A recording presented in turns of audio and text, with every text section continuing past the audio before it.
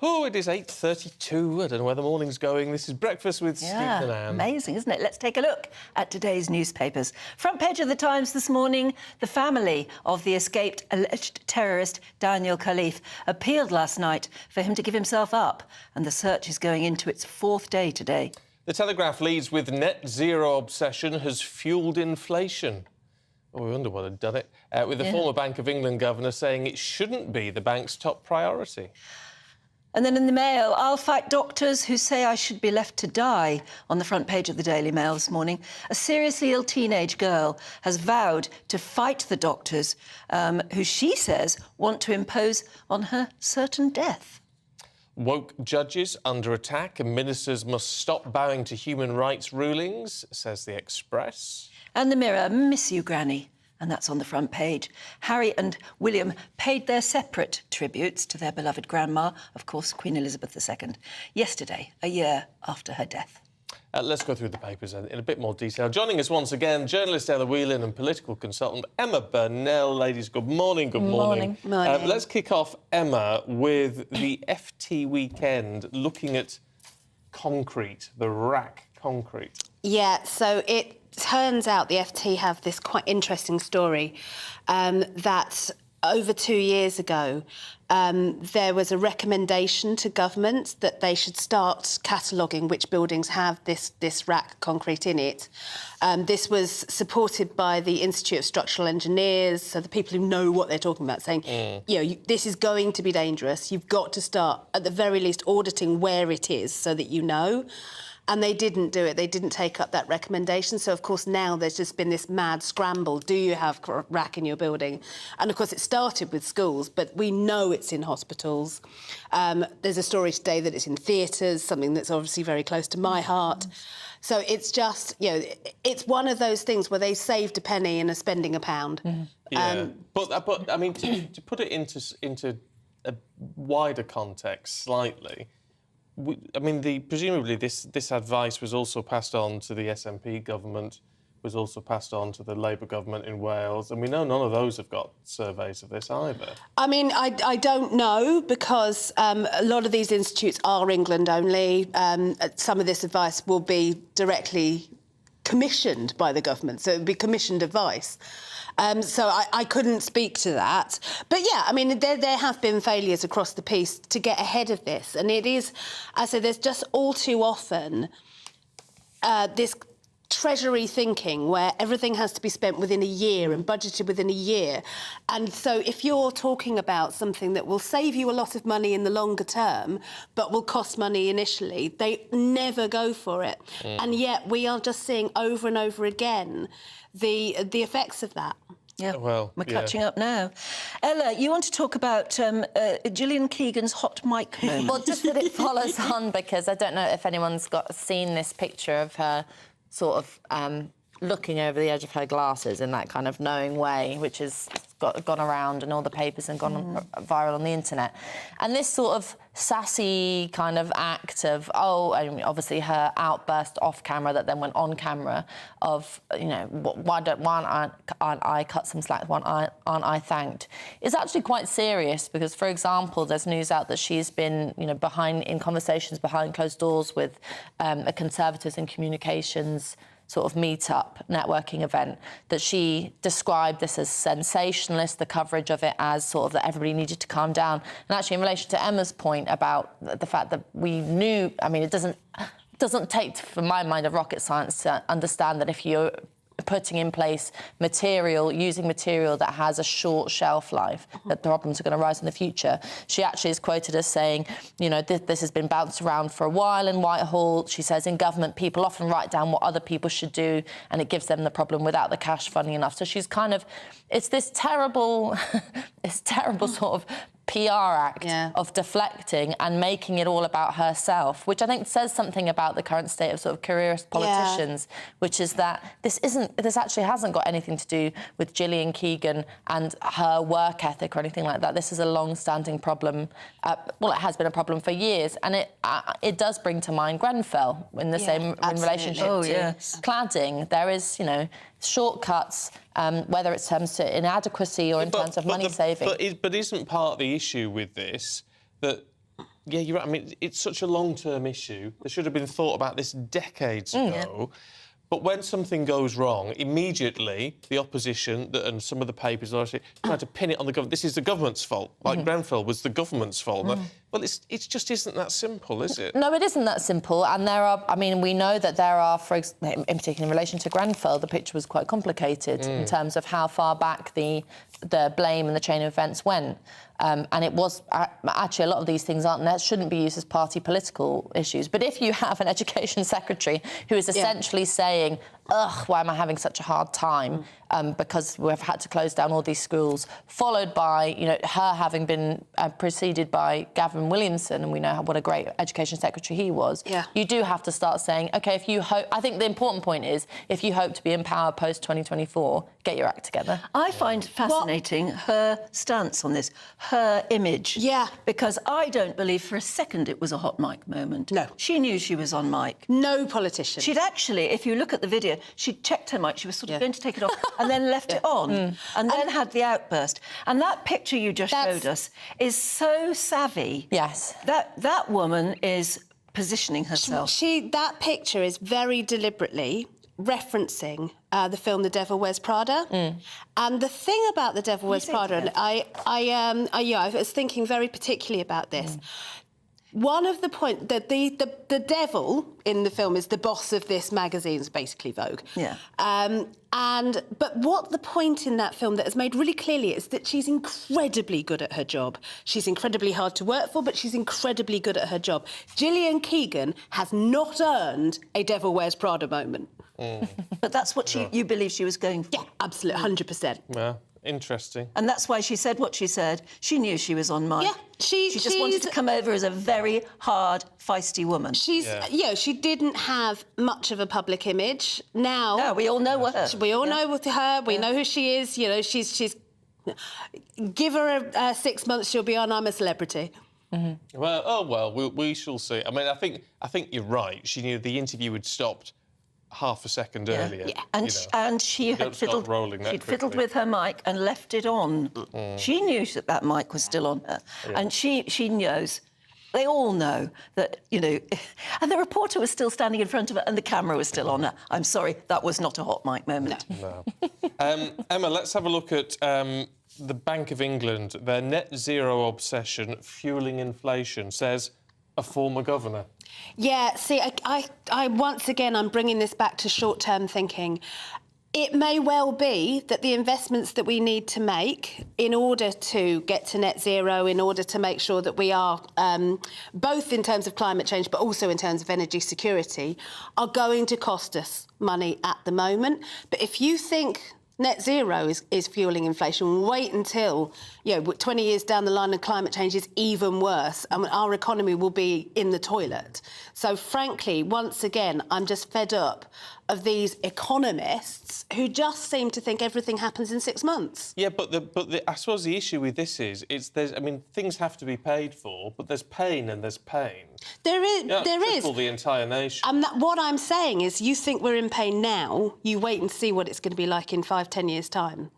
Well, I mean, I think part of the problem is that there is, inflation is blamed on any number of things, and it's a bit like it's out of our control, the way it's talked about. But of course, in relation to policies around net zero, that is within our control. So you can make a political decision to say we would prioritise growing the economy and, you talked about energy security, but also have a focus on cheap and accessible energy, which might mean not banning fossil fuels, which might mean not going down a net zero route. That's a political decision you can take that will have economic effects. But part of the problem with the whole conversation around climate change and net zero targets is that there is a sort of it's an all or nothing, and there has been a sacrificing of people's quality of lives, and particularly in a cost of living crisis, a sort of disregard for the fact that this has a knock-on effect. A prioritising of green targets has a knock-on effect, in particular of working class people, and that can be changed. But you don't have to do that. I mean, it's Mervyn King making these comments. Now, he was considered to be a solid governor of the Bank of England, and like Andrew Bailey, who's obviously getting a lot of stick and I think justifiably so. I mean, I do think there are questions about whether the Bank of England should be making policy decisions. It should be the government saying, this is what we're going to do, it is now your job to do it.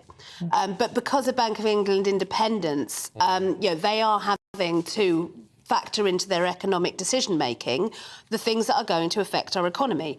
And that will include climate change. The dog, then, isn't it? In part, definitely. I mean, the politicians were very happy to give the Bank of England independence and say, this is your job now. And now they want to tell them what to do, and you can't have it both ways. You can either say, we are can completely take charge of monetary policy and we're going to put that into the state in the way that we had throughout the 1970s and 80s, and there will be different approaches to that and they will be highly political. So what we did in the 70s, what we did in the 80s, what we did in the 90s were completely different. Or we're going to take the politics out of it and it's just going to be a bunch of wonks at the Bank of England and we will depoliticise monetary policy. Fine, except that it has political implications, like inflation. Yeah. Of course it does.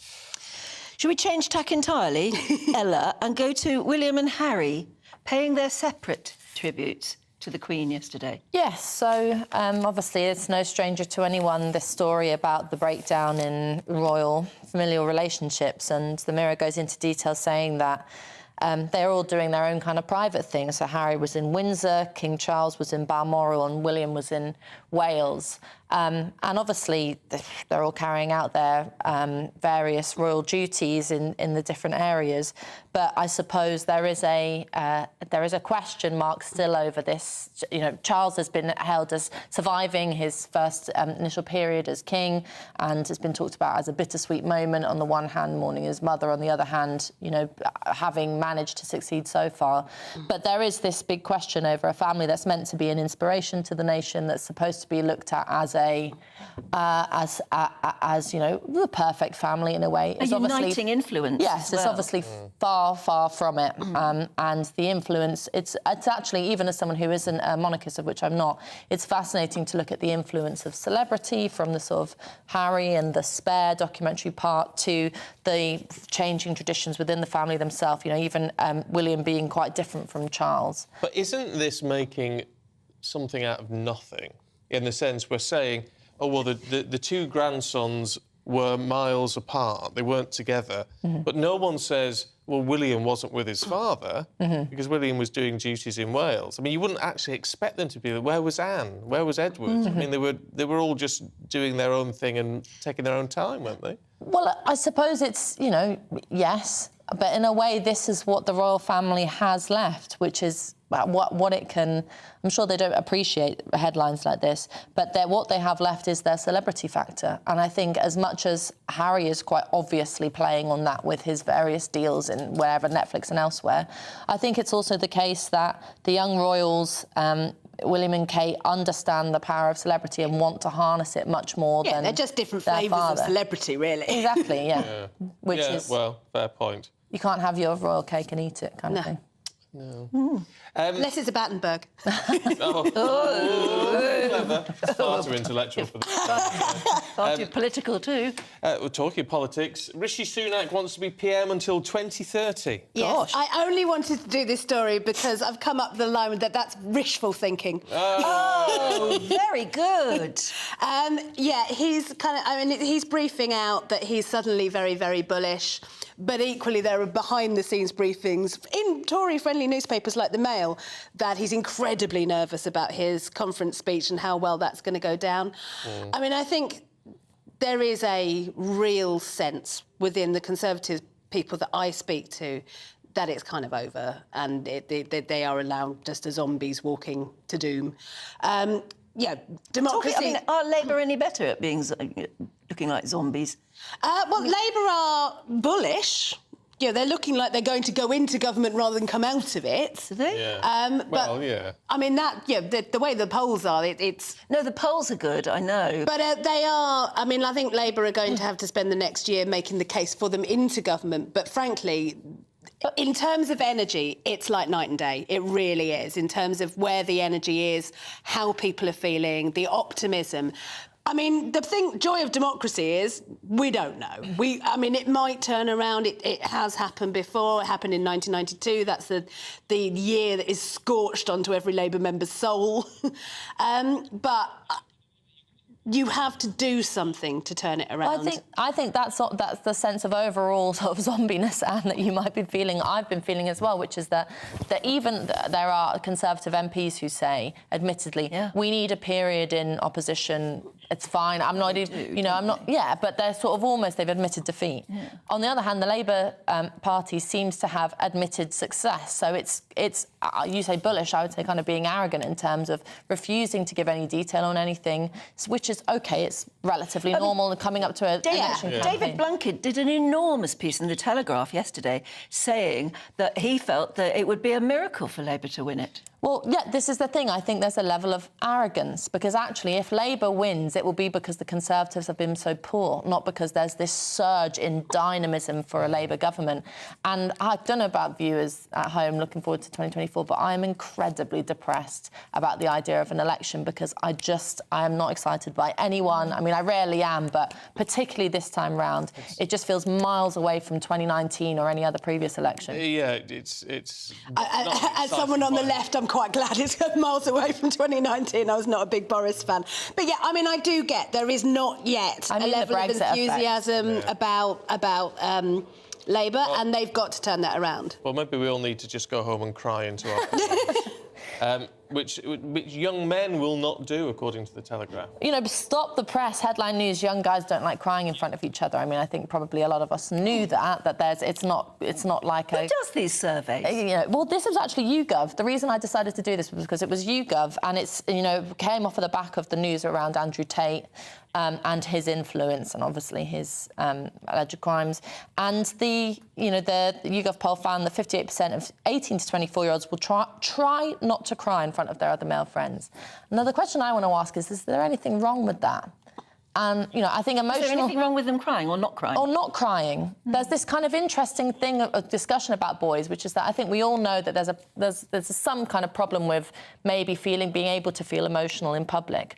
On the other hand, I'm not so sure that restraint or whether you want to call it masculinity or anything else is necessarily a bad thing. You know, there's a bit of an element of that. I don't think we should go down a route where emotional incontinence is the norm. I think it's all things in moderation, isn't it? If they're absolutely unable to engage with each other emotionally, that is a problem.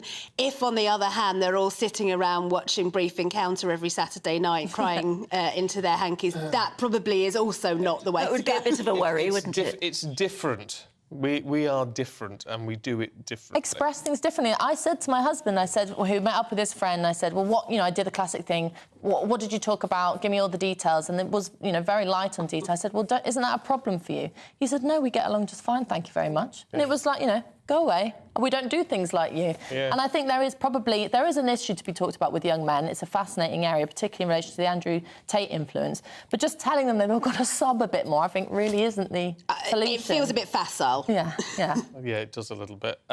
Look, we need to leave it there. Emma, thank you very much indeed. Thank you.